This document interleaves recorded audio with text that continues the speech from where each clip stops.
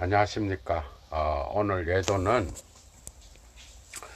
여러분들에게 존재와 용기, 존재에 대한 용기, 존재의 용기라는 제목을 가지고 여러분들을 만나 뵙게 되었습니다.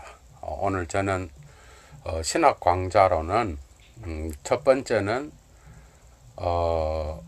현대인의 외로움이라는 제목으로 여러분을 배웠었고, 오늘은 두 번째로 존재의 용기라는 제목을 가지고 여러분들과 함께 신학 강좌를 시작하겠습니다.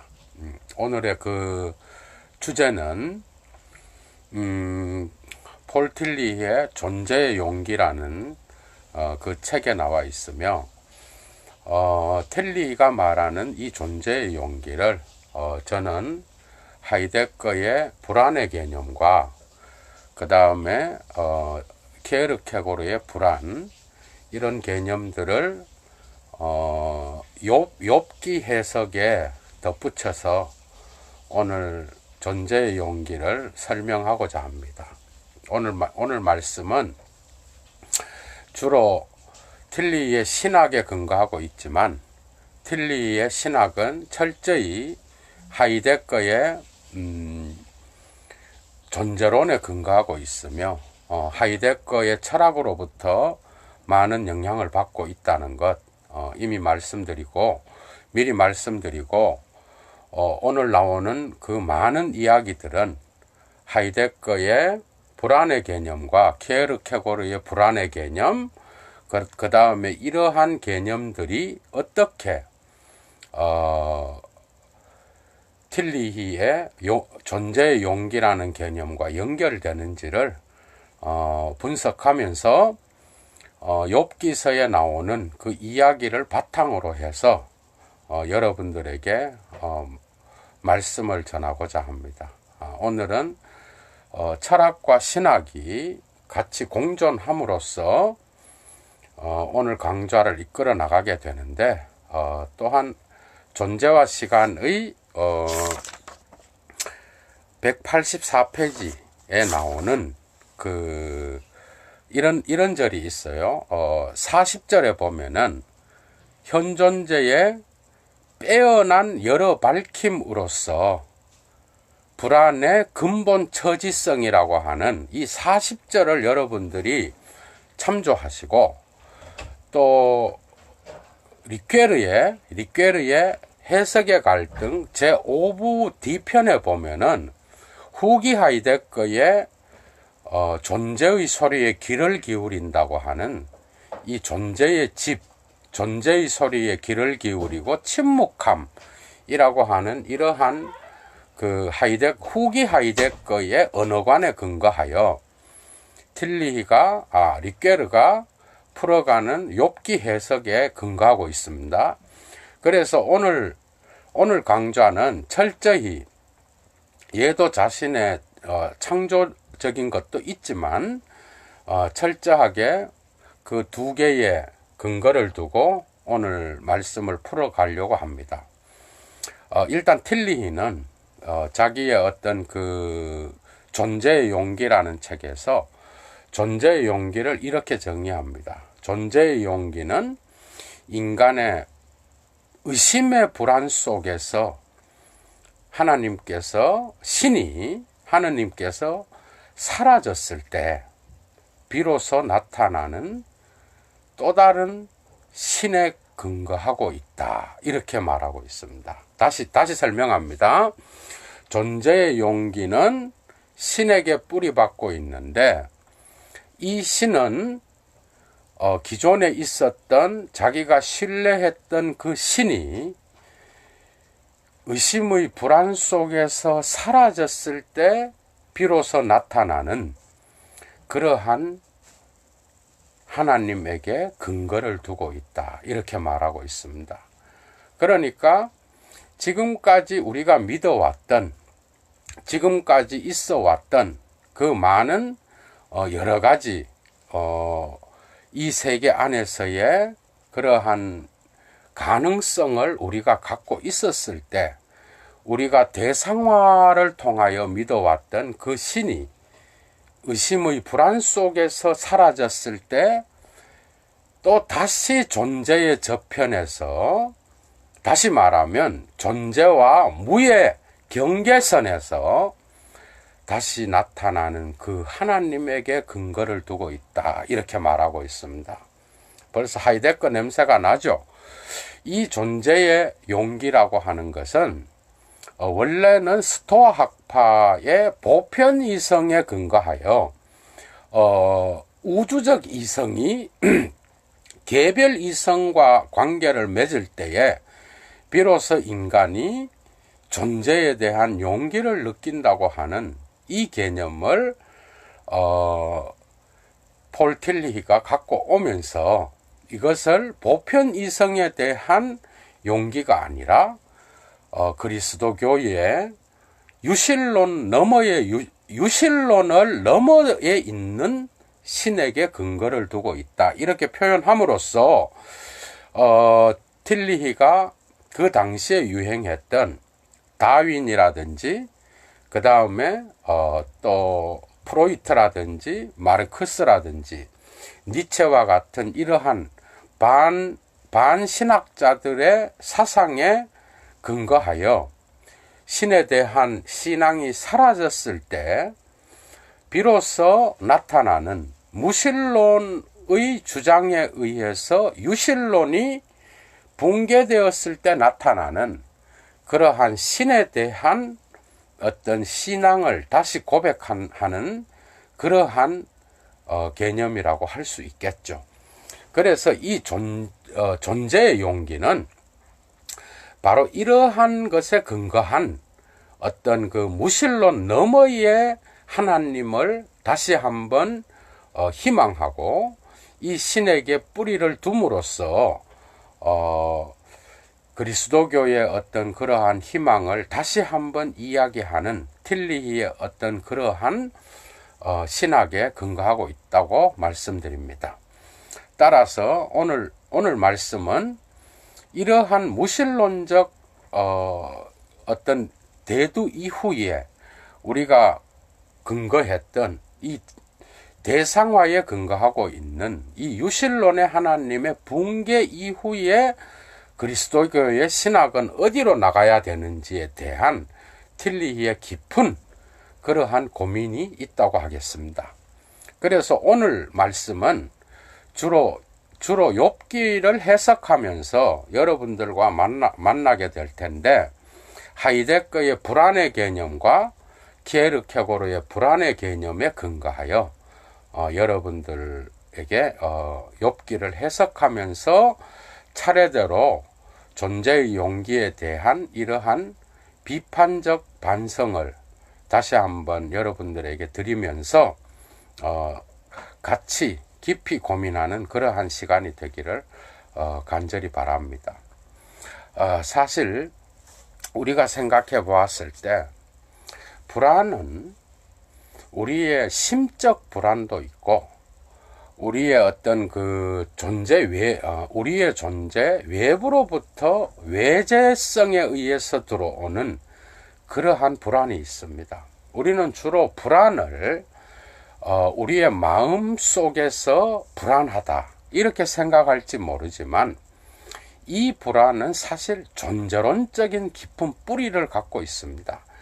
사실 인간의 불안은 개별적인 어떤 문제, 쉽게 말하면 갑자기 부도를 당했다든지 이 세계에서 우리가 살아갈 때에 갑작스러운 어떤 사고를 만난다거나 갑자기 어떠한 부모님이 돌아가신다거나 또한 갑자기 어떤 사업이 망해서 자기의 처지가 이 세계의 존재 가능성이 사라졌을 때 나에게 찾아온다고 생각하지만 하이데거에 따르면 이 불안은 앙스트라 그러죠. 이 불안은 이런 차원의 불안이 아니라 우리의 존재의 근거에서부터 나오는 이 세계 안에서의 기분 잡혀 있음으로부터 나오는 그러한 존재론적 불안을 이야기하고 있습니다. 사실 이 하이데거의 이 불안은 먼저 키에르케고르의 불안의 개념이라는 어떠한 그 위대한 책에서도 발견되는데, 사실 키에르케고르의 불안의 개념은 철저히 어떤 그리스도교의 원죄라고 하는 이 개념에 근거하고 있다고 보면 됩니다. 다시 말하면 야곱과 아담과 이브가 그 에덴 동산에서 뱀의 유혹을 받아서 죄를 짓게 되었을 때 비로소 나타나는 그러한 죄에 대한 신과의 관계에 어떤 금이 갔을 때에 그 에덴 동산에 그러한 아름다운 낙원으로부터 역사로 추방당하게 됩니다. 그 이후부터 이 죄는 끊임없이 가인과 아벨과 그 이후에 계속되는 인류의 번식을 통하여 이러한 아담과 이브의 원죄로부터 그 존재론적 뿌리가 있다라고 키에르케고르는 설명하고 있죠. 그래서 이러한 어떤 그 불안의 개념은 이미 태초부터 우리의 존재론적 불안으로서 우리의 개인의 어떤 그러한 사업이 망한다거나 또는 우리에게 불행한 어떤 일이 닥쳤을 때 나타나는 그러한 불안, 어떤 대상이 분명한 그러한 이 세계의 실패로부터 오는 그러한 불안이 아니라 이미 존재론적으로 그 낙원의 시대에서부터 사단의 어떤 그러한 뱀의 유혹을 받아서 신의 말을 어길 때부터 이러한 불안의 어떤 그러한 죄의 그러한 그 신의 명령과 신의 관계로부터 단절되었을 때 나타나는 그러한 존재론적 불안이라고 키에르케고르는 설명하고 있죠. 그래서 이때부터 인류는 이미 그 존재론적으로 신과의 관계에 있어서 어떤 그 파괴된 그러한 관계로부터 역사 속에서 끊임없이 반복되는 죄를 경험하게 되는데, 이 죄의 뿌리는 원죄로부터 나온다고 설명하고 있습니다. 이 원죄로부터 우리는 이미 비존재와 결합되어 있으며 우리의 존재가 철저히 병들어 있으며 우리의 존재론적 이러한 불안은 그러니까 철저하게 낙원시대, 우리의 무의식의 시대, 우리의 신화, 우리 인간의 원형에 근거하고 있다고 하겠습니다. 우리의 역사 너머의 신화의 세계에서 이미 죄의 역사가 시작되었고, 이러한 죄의 역사가 끊임없이 역사를 통하여 인간의 번식을 통하여 인류에게 퍼져나갔다라고 말하고 있습니다. 이러한 사례와 그 다음에 간음과 엄청나게 많은 그러한 인간의 죄들이 역사 속에 이제는 가득 차게 되는 것이죠. 그래서 그때부터 인간은 끊임없이 인류가 번식될수록 죄의 역사에 참여하게 되는데, 이때부터 우리는 우리의 존재가 병들어서 비존재와 섞이게 되었고, 이러한 비존재는 인간의 불안의 근원으로서 우리의 존재를 끊임없이 뒤흔드는 그러한 원인으로서 작용하게 되었다는 것. 이게 키에르케고르의 기가 막힌 원죄에 대한 인류의 존재론적 불안에 대한 설명입니다. 이 불안이 하이데거가 어느 정도는 영향을 받고 있다고 저는 생각하는데, 많은 하이데거 전공자들은 결코 키에르케고르와 연관시키지 않습니다. 그러나 이러한 불안이 키에르케고르의 실존주의로부터 어느 정도 하이데거는 영향을 받고 있으며, 이 불안을 하이데거는 더욱 철저화시킨다고 하겠습니다. 어떻게 보면 키에르케고르가 그리스도교의 어떤 그 신화로부터 아담과 이브의 죄로부터 인류의 그러한 인구의 급증과 인류의 어떤 대대로 내려오는 이러한 원죄의 불안을 이야기했다고 한다면, 이 존재론적 불안이 하이데거로 넘어오면서부터는 철저히 이 세계의 공기와 같이 어느 날 갑자기 인간을 사로잡아서 인간의 기분 잡혀 있음. 여러분들 기분이라는 게 뭡니까? 기분. 게슈팀트 하이데거의 용어로 기분이라는 거는 여러분들의 감정과 관계되어 있는 게 아니죠.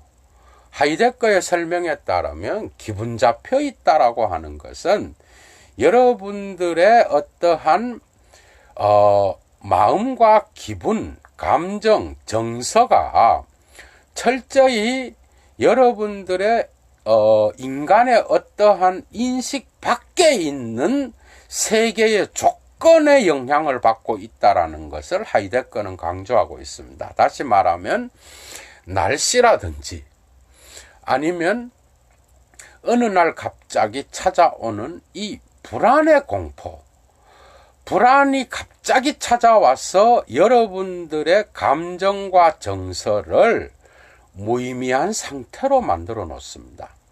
다시 말하면 불안의 원인은 분명하게 알려져 있지 않는 것이고 대상이 없는 것이고 어떠한 그러니까 키에르케고르는 불안의 원천이 인간의 본래적 원죄로부터 나왔다고 본다고 한다면, 하이데거의 불안은 이 세계 안에 어떤 기분 잡혀 있는 인간의 상태에서부터 나오는 것이죠. 그러니까 기분 잡혀 있다라고 말하는 것은 철저히 인간이 어떤 자기의 정서와 관계되어 있는데 이 정서가 철저히 이 세계 안에서의 날씨라든지 여러 가지 변화된 인간을 조건 짓는 인간의 인식 밖에 있는 세계의 공기와 같은 분위기로부터 나온다고 말하고 있습니다. 그러니까 하이데거한테서는 불안의 어떤 대상이 결코 특정하게 키에르케고르와 같이 그리스도교의 어떤 그 원조로부터 나왔다라고 말하지 아니하고 철저히 이 세계의 날씨라든지 이 세계의 환경으로부터 인간을 어느 날 사로잡는다라고 말합니다. 그래서 이 불안이라는 것은 결코 인간의 주관적인 심리학적 어떤 그러한 조건이 아니라 철저히 세계와 관계되어 있는 인간을 조건짓는 세계의 환경과 관계되어 있으며, 이러한 불안이 인간을 덮쳤을 때 지금까지 있어 왔던 인간의 모든 존재의 가능성이 갑자기 존재의 가능성이 불가능성으로 바뀌면서 이 세계에 희망을 두었던, 지금 불안을 닥치기 전에 희망을 두었던 돈이라든지 여러분들의 건강이라든지 여러분들이 갖고 있는 무수한 그 소유에 대한 그 모든 가능성을 무화시키면서 이 지금까지 있어 왔던 이 세계의 희망을 절망으로 바꾸고, 또한 지금까지 갖고 있었던 무수한 희망에 대한 가능성이 철저히 불가능한 상태, 무의 상태로 변화된다고 말하고 있습니다. 그래서 이러한 하이데거의 불안의 개념은 키에르케고르의 불안의 개념보다 훨씬 더 레디컬라이즈드 된 그러한 불안의 개념이라고 할 수 있습니다. 왜냐하면 이 불안은 대상이 없습니다. 예? 대상이 없고 그리고 이 인간을 덮쳤을 때 이러한 불안이 인간의 지금까지에 있어 왔던 가능성을 빼앗아가 버린다는 거. 그래서 지금까지 의미를 두었던 인간의 의미에 대한 그것이 무의미로 바뀌고 지금까지 있어 왔던 존재가 무의 상태로 변화되면서 이 세계가 갑자기 회색지대로 변하는 그러한 것이 되고, 가족과 연인과 아내와 남편조차도 친구조차도 결코 의미 있는 그러한 존재가 아니라 무의미한 존재로 바뀌면서 이 세계에 혼자 내던져져 있음이라고 하는, 이 세계에 무수한 사람들, 무수한 나의 가족들, 무수한 친구들이 갑자기 무의미한 상태로 변화되면서 자기의 어떤 그러한 존재가 무의 상태로 변하는 이러한 무시무시한 상태, 이런 것을 불안이라고 말하고 있습니다. 하이데거는.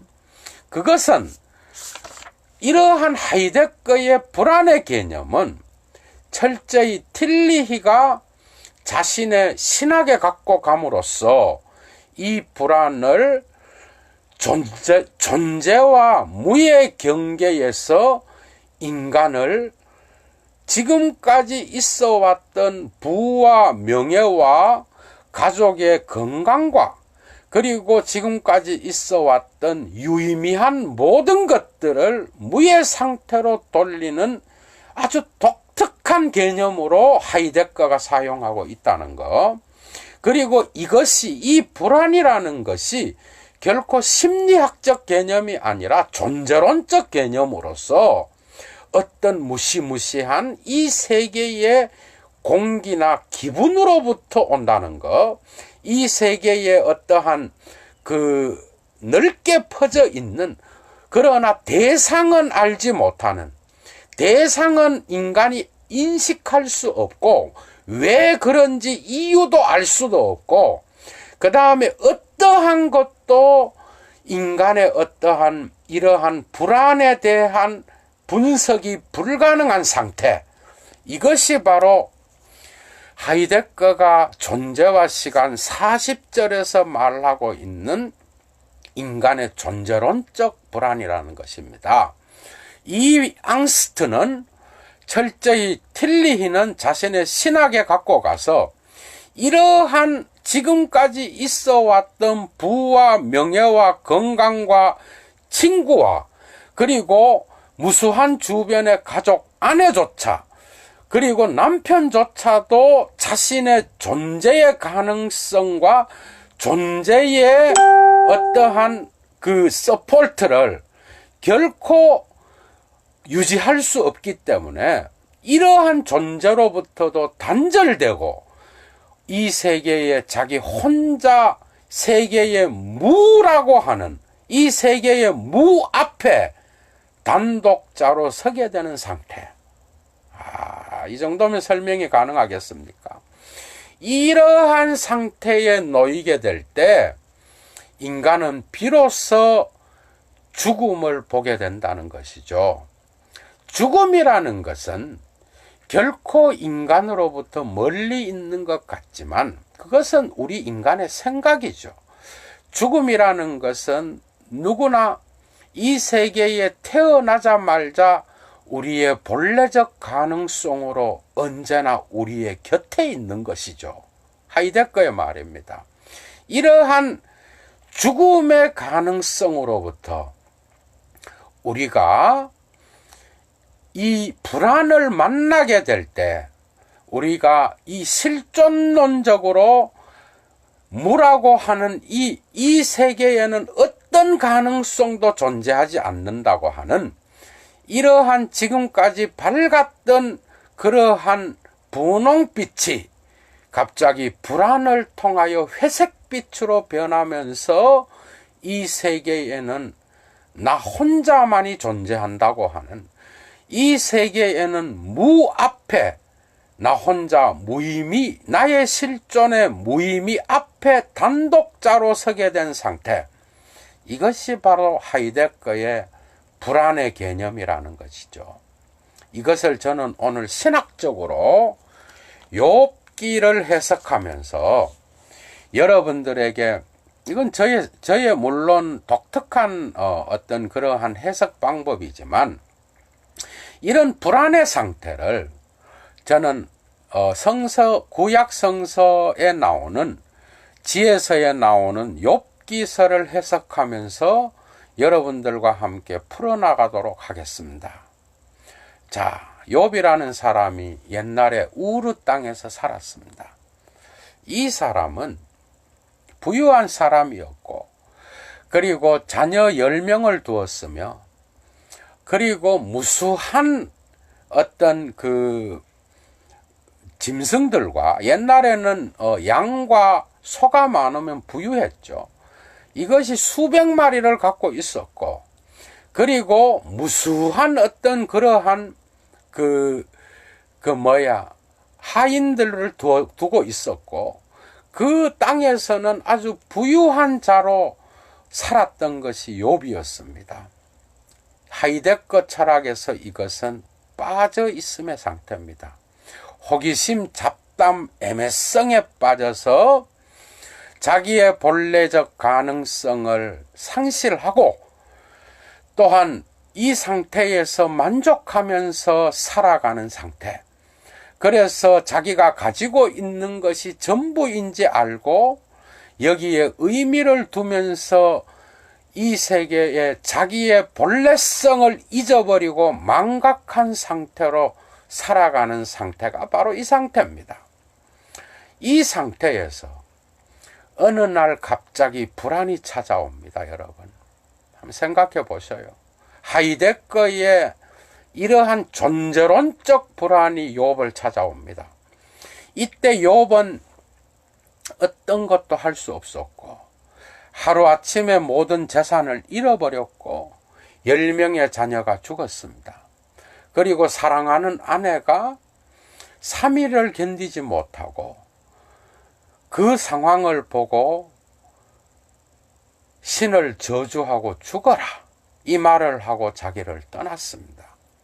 그는 하루아침에 혼자 남게 되었고, 그는 또 자기에게 욕창이라고 하는 독특한 피부병에 걸려서 정말 비참한 신세가 되어 얼굴과 온 몸에 어떤 그러한 종기와 같은 것을 얻게 되어서 너무나 가려운 나머지 기왓장으로 자기의 몸을 팍팍 긁으면서, 그러나 자기가 믿었던 그 신을 부정하지 아니하고, 그 신을 여전히 나는 하느님을 부정하지 않는다, 나는 야훼라고 하는 나의 신을 결코 부정하지 아니하고, 자기 혼자 남았어도 자기의 신을 철저히 붙잡고 있었습니다.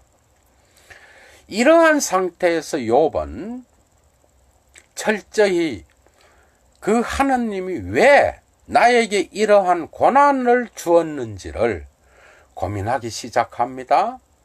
이때 3명의 친구가 욥을 찾아옵니다. 욥에게 찾아와서 친구라는 자들이 어떤 격려나 위로가 아니라, 네가 죄를 지었기 때문에 이런 일이 일어나지 않느냐, 이 세계에서 가장 정의롭고 가장 의로운 신께서 죄가 없이 인간을 벌을 주겠느냐, 너는 분명히 언젠가 죄를 지은 자다, 죄가 없이 인간은 결코 고난을 당하지 않는다, 너는 죄를 지었다, 이런 말을 계속했고, 욥은 자기의 의를 끊임없이 주장하기 시작했습니다. 다시 말하면 욥은 나는 죄를 지은 적이 없다. 나는 내가 왜 이런 일을 당했는지 나는 알지 못하고 왜 내가 하루아침에 알거지가 되었고 거기에다가 내 몸에 온 몸에 종기가 나서 내가 왜 이러한 저주의 상태에 빠졌는지 나의 자식들 10명이 하루아침에 죽었고 모든 하인들은 도망갔으며 모든 재산도 다 바람에 다 날아가고 나는 혼자 남게 되었다. 그러나 나는 죄를 진 적이 없다. 나는 내가 신 앞에 어떤 죄를 진 적이 없다. 너희들도 알다시피 나는 가난한 자를 도와주었으며 나의 하인들을 핍박한 적이 없고 나는 나의 의를 지켰고 나는 신 앞에 결코 이러한 일을 당할 만한 어떤 죄도 진 적이 없다. 이렇게 항변합니다. 그러나 친구들이 또 말합니다. 너는 분명히 죄를 졌다. 너는 언젠가 너가 알지 못하는 죄를 졌고 그 다음에 가난한 자들을 너 자신이 모르게 억압했으며 내 주변의 사람들에게 너는 죄를 가지고 충분히 어떤 너가 모르는 죄를 졌을 것이다. 욥은 끊임없이 항변합니다. 나는 죄를 짓지 않았다. 하늘이 알고 땅이 알고 그리고 이 세계에 있는 자연이 알고 나는 어떠한 상황에서도 너희들이 말하는 그런 죄를 진 적이 없다. 이렇게 말하면서 욥은 자신의 고난에 자기 의를 덧붙여서 신에게 항변하기 시작합니다. 신이 있다면 왜 신이 나를 태어나게 해서 나에게 고난을 주었고 이런 고난을 주려면 나를 태어나지 말게 했으면 좋았을 걸. 왜 나를 이 세상에 태어나게 해서 나에게 이런 고난을 겪게 하는가. 이러한 반문으로 욥은 끊임없이 친구들에게 항변하면서 자기가 믿었던 신에게 끊임없이 자기의 의를 펼쳐나가기 시작합니다. 그러나 그는 신을 버리지 않았고 또한 신이 없다라고 말하지도 않았고 단지 내 죄가 어디서부터 왔는지 끊임없이 자기가 그 친구들과의 대화 속에서 반문하고 있습니다. 이 상황에서 그는 어떠한 자기의 죄의 이 고난의 원인을 끊임없이 질문했지만 어떤 응답도 알지 못했고 어떤 상황에서건 그는 자기의 원인을 이 고난의 원인을 신으로부터 들은 적도 없고 단지 불가지론 속에서 그는 자기의 고난에 직면하고 있었던 것이죠. 이 하이데거의 기가 막힌 이 불안의 개념이 저는 욥기와 상당히 일치한다고 봅니다. 왜 나에게 고난이 찾아오는가? 그 이유가 무엇인가? 내가 지금까지 믿었던 신조차도 그의 의를 지켜주지 않습니다. 자기가 믿었던 그 신도 그를 버렸습니다. 그는 어떤 자도 믿을 자가 없었고 무의 공포 속에서 대상 없는 고난 속에서 원인 없는 고난 속에서 자기가 믿었던 신으로부터 버림받은 상태에서 그는 끊임없이 홀로 고통하고 있었던 것이죠. 그래서 친구들과의 끊임없는 질문 속에 그는 끊임없이 항변하고 있었습니다. 나는 죄를 짓지 않았다. 나는 그 이유를 알지 못한다. 왜 나에게 이러한 고난을 주었는지 이유도 알지 못하고 친구들은 끊임없이 질문합니다. 너는 너가 알지 못하는 그러한 죄를 분명히 지었을 것이다. 신은 공정하고 정의로운 신이기 때문에 너는 공정한 이 신을 거부하게 되는 것이고 너가 죄가 없이 고난을 당한다면 의의 하나님은 사라지게 되고, 또한 네가 지금까지 믿었던 그 신은 없는 것이 되기 때문에 친구들은 끊임없이 욥에게 너는 너가 알지 못하는 죄를 지었을 것이다, 이런 식으로 끊임없이 논의를 하는 것이 욥기서의 어떠한 진행 방식이죠. 우리의 상황과 같습니다. 우리 역시 우리가 해석한 신을 믿는 것이죠. 유실론은 내가 해석한 신입니다. 지금까지 나의 부를 보장해주고, 목사의 설교를 듣고 신부의 설교를 듣고, 이러한 것들이 마치 나의 모든 행복을 영원히 지켜줄 것처럼 생각하지만, 그러나 내가 믿었던 이 신은 언젠가 불안이 찾아오면 우리를 배신하게 되어 있습니다. 이 신은 결코 여러분들이 해석한 신이고 여러분들이 대상화시킨 신이라는 것이죠. 유실론은 신의 objectifying of God, 하나님을 대상화시키는 것이 유실론입니다. 모든 유실론은 디이즘, 테이스무스, 독일어로 모든 유실론은 모든 존재를 긍정하는 신입니다.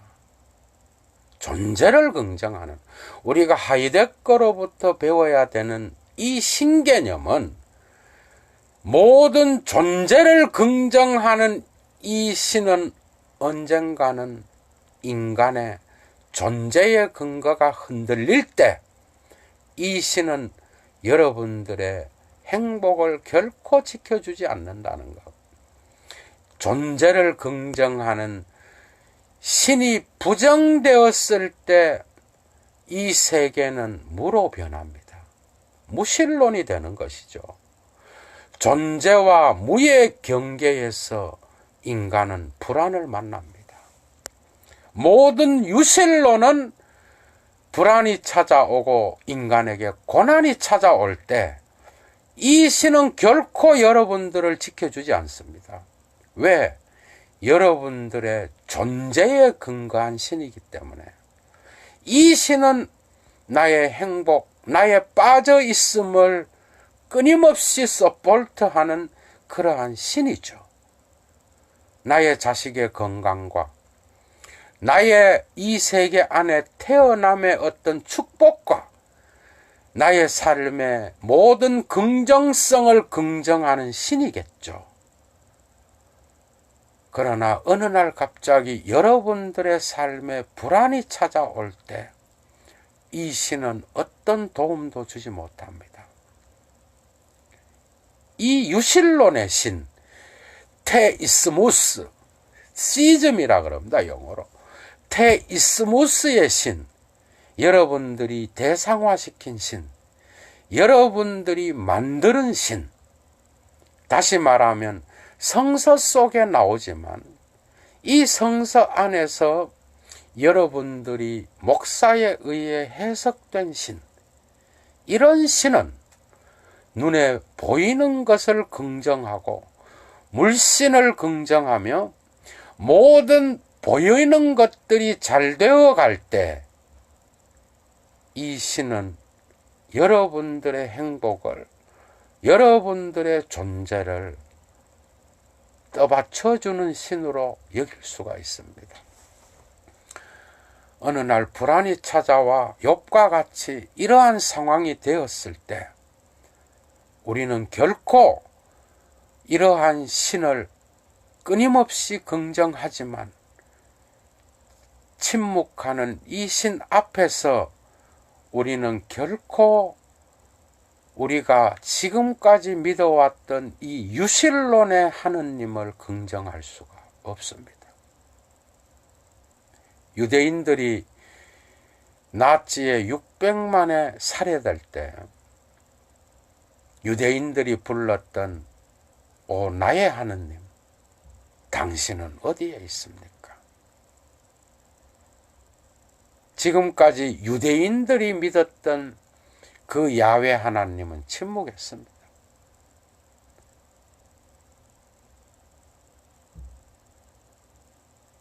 갑자기 불안이 찾아와서 우리의 존재를 뒤흔들어 놓을 때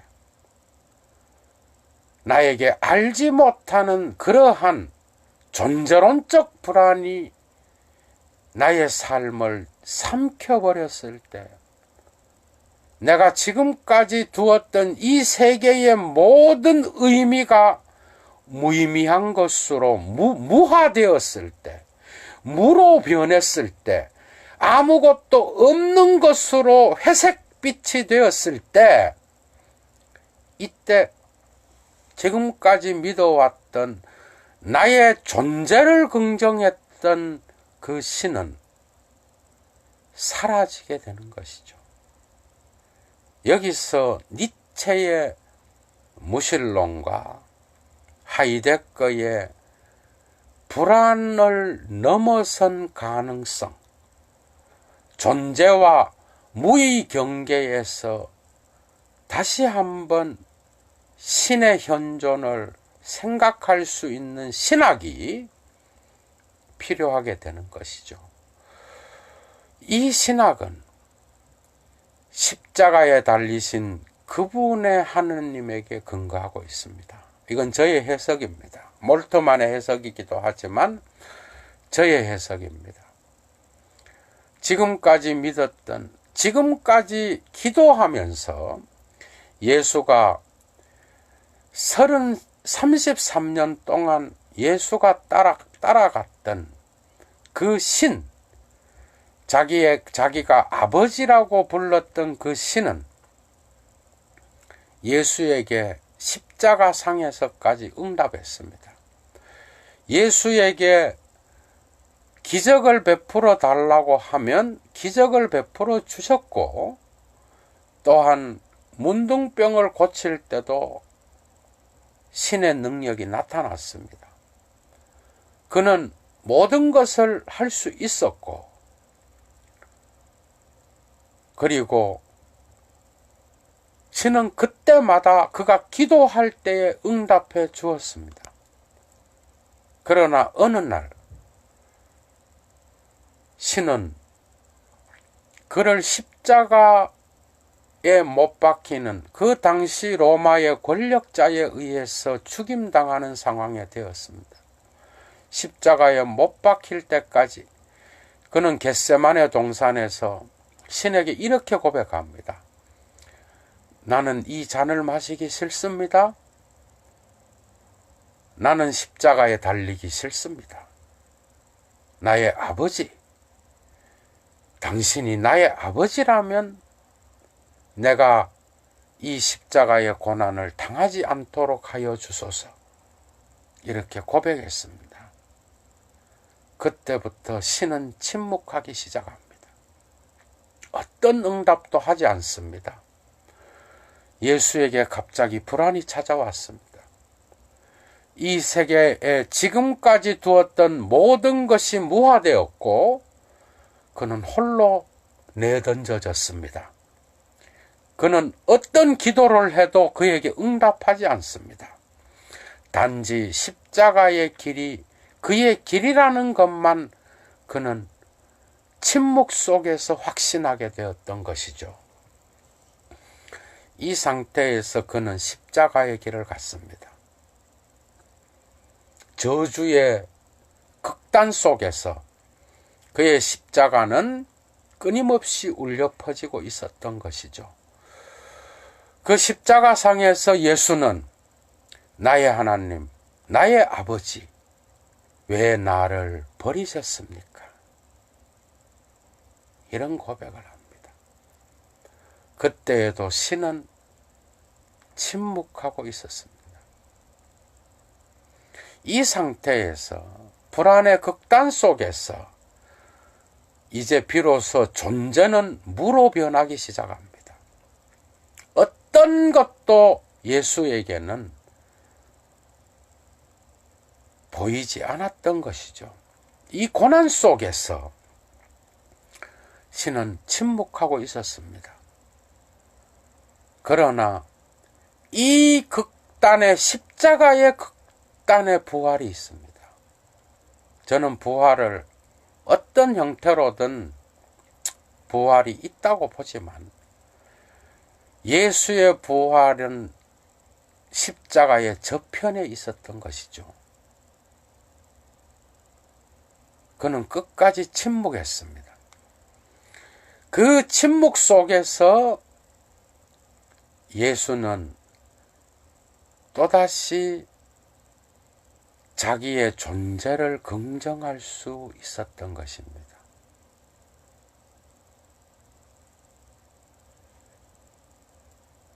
이러한 불안이 찾아와서 이 세계가 무가 되었을 때 인간은 비로소 홀로 던져지게 되는 것이죠. 여기에서 하이데거는 인간이 이 세계에 무가 되었을 때 자기의 본래적 가능성을 볼 수 있다라고 말합니다. 이러한 본래적 가능성은 부모와 함께 보는 것도 아니요, 어떤 친구와 함께 보는 것도 아니라 철저히 이 세계에 홀로 내던져진 상태에서 만나게 되는 자기 자신의 가능성, 이 상태에서 그는 본래적 가능성을 보게 되는 것이죠. 이 관점에서 하이데거의 철학은 위대한 신의 이름을 부정하고 무로 돌리고 있지만, 저는 이 무 속에서 틸리히가 보았듯이 무신론 속에서 나타나는 존재의 가능성,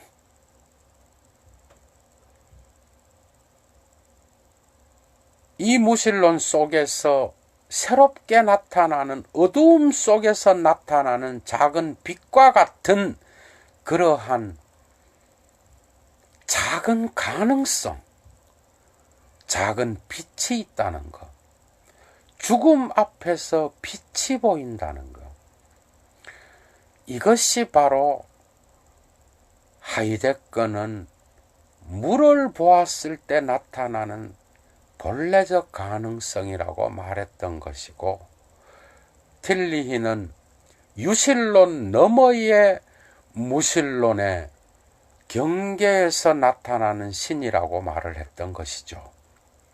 이 신은 철저히 무실론의 경계에서 드러나는 욥의 하나님과 같습니다. 욥은 끊임없이 질문합니다. 나는 죄를 지은 적이 없고 어떤 죄도 나는 이러한 저주를 받을 만한 죄를 지은 적이 없다. 이렇게 말하면서 욥은 친구들과 끊임없이 변론하고 있었습니다. 이때 신이 갑자기, 드디어 신이 개입하기 시작합니다. 어떤 신이 나타나는가 하면, 이 세계에 지금까지 자기의 가족과 부와 명예와 가족의 건강을 지켜주었던 그 신의 목소리가 아니라 지금까지 믿었던 그 신이 사라지고 난 뒤에 무신론의 암흑 속에서 나타나는 신의 목소리였던 것이죠. 그 신은 마침내 욥기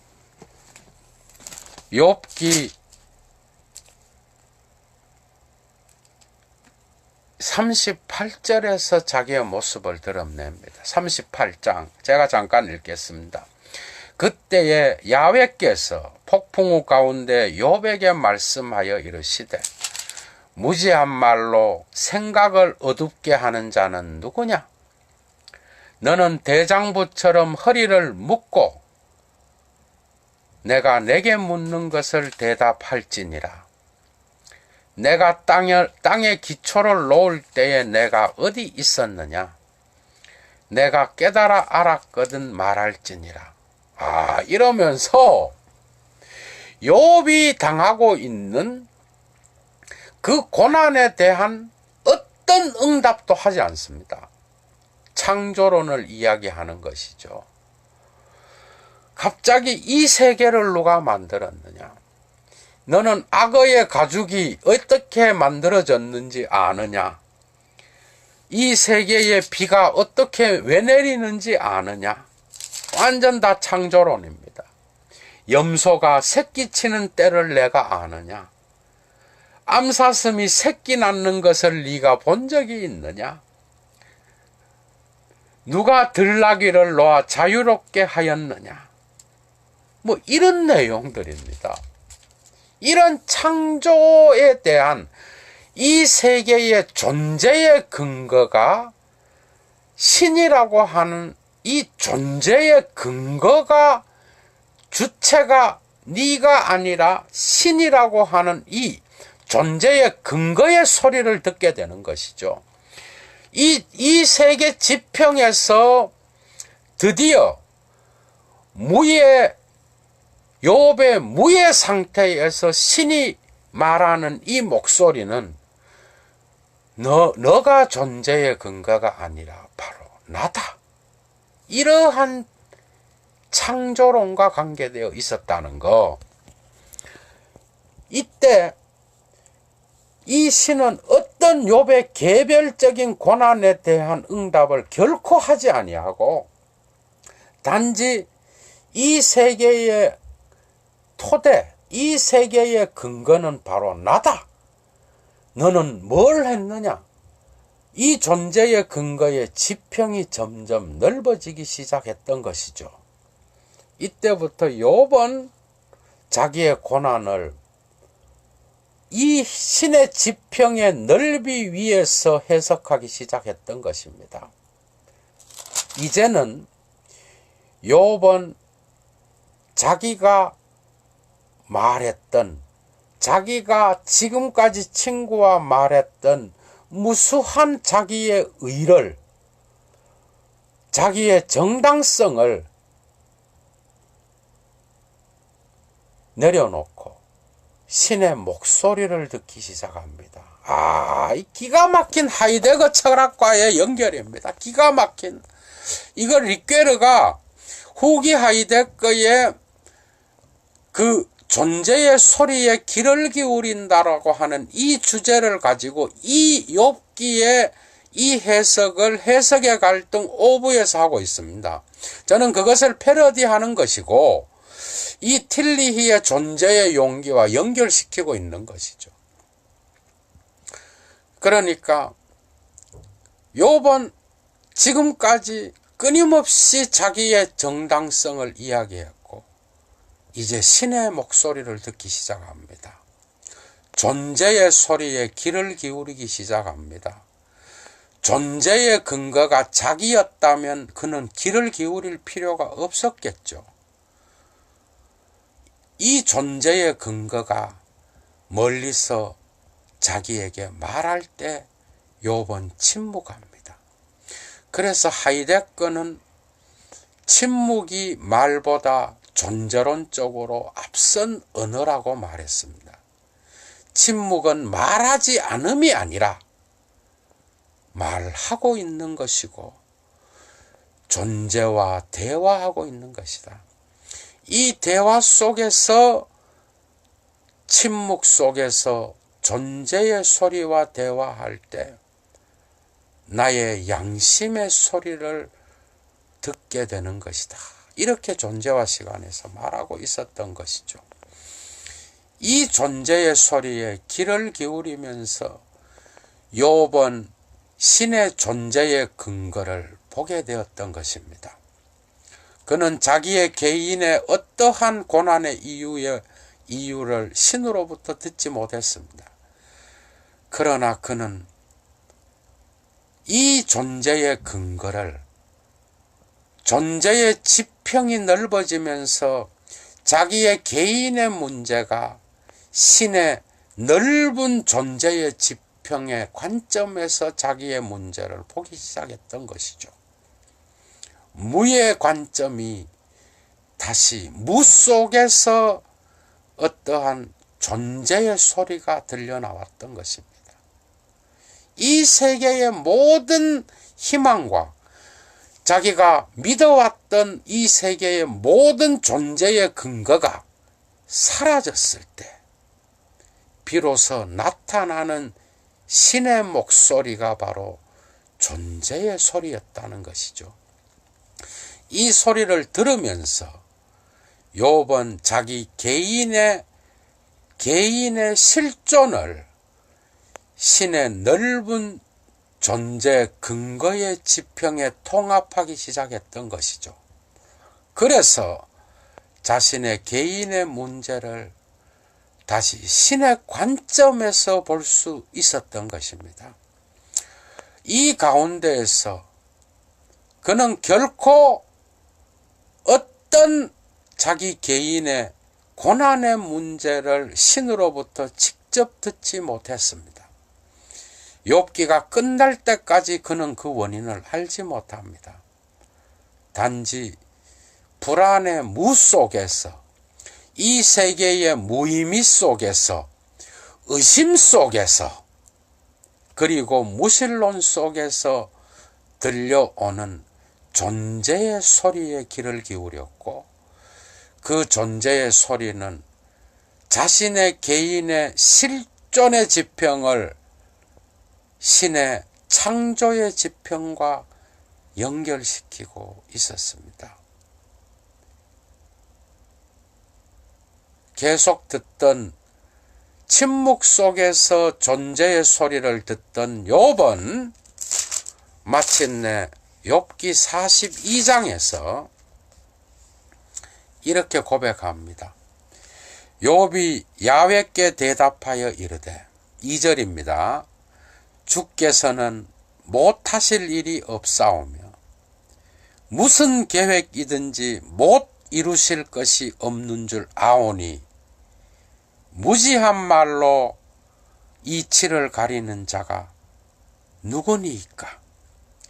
나는 깨닫지도 못한 일을 말하였고 스스로 알 수도 없고 헤아리기도 어려운 일을 말하였나이다. 내가 말하겠사오니 주는 들으시고 내가 묻겠사오니 주여 내게 알게 하옵소서. 내가 주께 대하여, 이 기가 막힌 말씀입니다. 내가 주께 대하여 귀로 듣기만 하였사오나 이제는 내가 눈으로 주님의 얼굴을 보고 있습니다.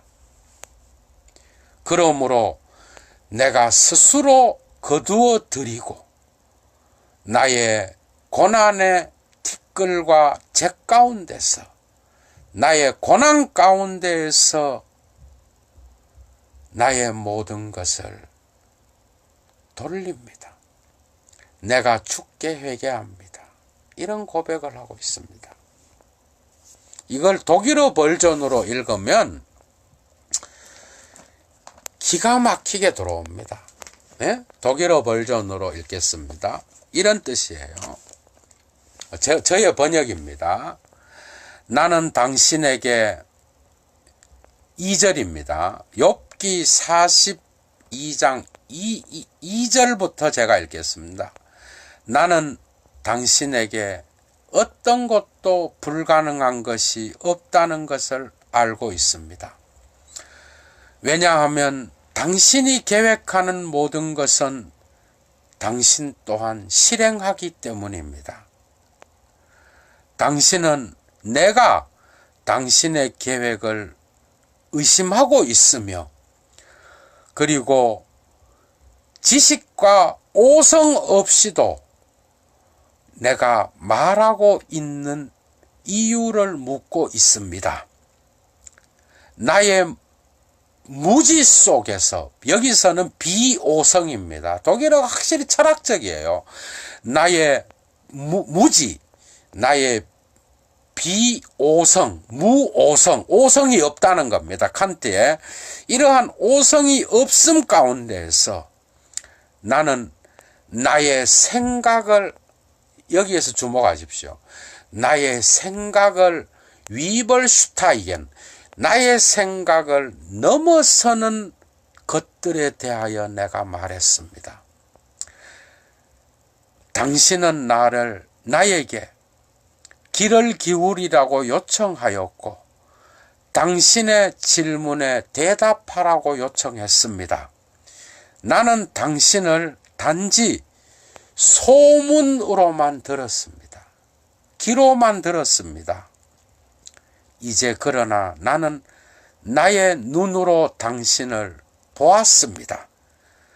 나는 내가 말했던 모든 것을 부끄러워하며 재와 티끌 속에서 나는 내가 말했던 모든 것을 다시 거두어 드립니다. 이런 고백을 하는 것이죠.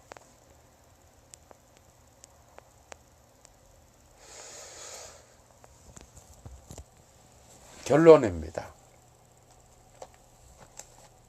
결론을 맺겠습니다. 우리는 유실론이든 무실론이든 우리는 우리의 존재 가능성이 끝났을 때 나타나는 그러한 신을 만나게 될 때가 많습니다. 욥은 철저히 자기가 지금까지 믿었던 그 신이 결코 자기의 의의 문제를 해결하지 못한다는 것을 알고 있었고 그는 자기의 의를 끊임없이 주장했던 것입니다. 그 가운데에서 그는 신의 지평을 보게 되었고 그 무의 상황 속에서 존재의 소리를 들었습니다. 그리고 그는 드디어 그 신을 만났고 그 신에게 어떤 자기의 그 상태를 말했던 것이죠. 그래서 이런 고백 속에서 틸리히는 이 욥이 경험했던 이러한 경험, 다시 말하면 유실론의 하나님이 불안 속에서 사라졌을 때, 정말 이 불안은 하이데거의 개념입니다.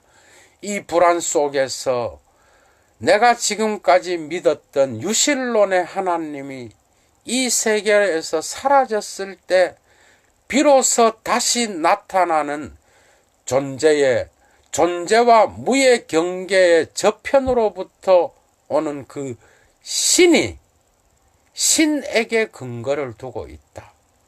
존재의 용기, 별것 아닙니다. 마침내 우리의 존재가 우리의 무와 직면했을 때 이 무 속에서 우리가 고백하는 그 신이 다시 한번 여러분들의 존재의 근거로서 기능한다라는 고백. 또 한 가지, 여러분들의 실존의 무의미와 실존의 어떠한 불안, 의심, 이러한 것으로부터 오는 의미 없음을 여러분들의 비존재의 경계에서 다시 존재와 결합시킬 때 나타나는 그 신의 직면에서 우리에게 존재의 용기가 생긴다라고 이렇게 고백하고 있었던 것이죠.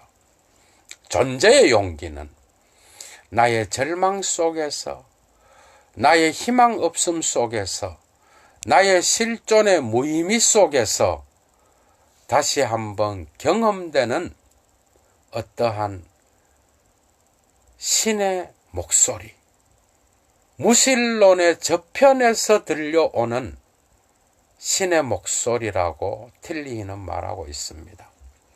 여러분들 역시 삶에서 어떤 기가 막힐 웅덩이나 여러분들이 해석하지 못하는 고난과 역경 속에서 존재의 용기를 언젠가 체험할 수 있게 되기를 바라고, 이 모든 걸 체험한 사람도 있겠지만 틸리히는 이러한 존재의 용기를 자신의 이 책입니다. 보셔요. 이 책. 제가 오늘 이틀 동안 읽었습니다. 존재의 용기 오늘 1편을 했고요. 언젠가 다시 제가 존재의 용기 2편을 준비를 해서 여러분들에게 스토아 철학과 연결하여 다시 한번 만나게 될 수 있길 바라고, 특히 오늘 여러분들과 나눈 이 철학적 토대는 틸리히라는 이 세계적인 신학자가 하이데거의 철학에 근거해서 자신의 신을 이제는 존재의 근거, 이 세계의 존재의 토대로서 신을 규정하고 있다는 것. 그래서 신학에서는 하이데거 이후로 모든 신학은 저 하늘에 있는 신은 하늘에 있고 인간은 이 땅에 있다라는 이러한 사고를, 신을 다시 한번 이 세계의 존재의 토대로서 놓았다는 것. 이것이 바로 신학에 엄청난 변화를 주었다라는 거, 여러분들에게 그거는 말씀드리고 싶습니다. 오늘 예도는 설교를 했는지 강좌를 했는지 모르겠지만 여러분들에게 조금이라도 이러한 신학적이고 철학적인 그러한 삶의 어떤 그러한 지식들이 여러분들의 삶에 조금이라도 도움이 될 수 있기를 바랍니다. 오늘 강좌는 이제 마치겠습니다. 좋은 밤 되시기 바랍니다.